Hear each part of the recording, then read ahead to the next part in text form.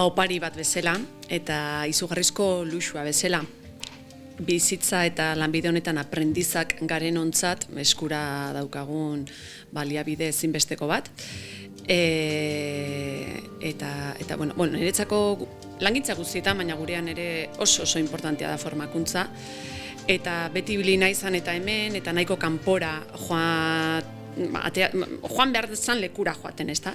Torren etxe ondo neukitzea. Eta horixe badakit gorroto duela maistra deitzea. Horregatik esango dut, bera maistra ez, baina ni aprendiza sentitzen naizela. Berdin da, zein puntutan, ere langintza edo nere ibilbide profesionalen zein puntutan nago, baina beti izango naiz aprendiza itziarren ondoan, eta ordan opari bat.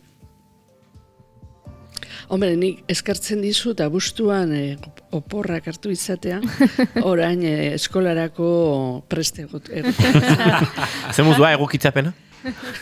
Superprest, hortxe nago, estutxe berria beteta eta zain, lehenengo egunak noiz iritsiko. Motxila eta mantala, dena. Eta lehenengo egunak iristen ari dira, edo iritsi dira. Bai. Bueno, esan, aspaldiko ametsa zelanetzako proiektua, honik beti bertsolaritza izaten dut buruan, ez da eredu beste eredu batzuk ere baditut, baina hemen gertukoa, bertsolaritza eskolarena, nola eskola txikiak, herrietatik eta hori nola ibiltzen diren, baina, aurretik oinarrizko eskola bat sortu egin behartzala. Nik ikusten dut nire lanbide profesionala edo zirkuitotatik azken momentuan nagoela, azkenetakoa, muga ikusten dut gertu, eta ikusten nuen jentea etortzen zen, jente berriak zerotik hasten zala gu hasi ginen bezala.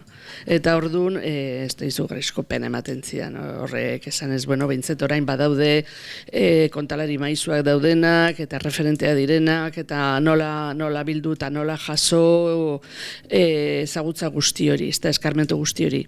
Eta beti izan dut, ametzetan, eskola bat. Eta, igaz egin gendun frogatxo bat, eta ondo atera zan, eta gero, eta esan behar dut, izena eta guztiz, Vital Kutxak, deitu zidan.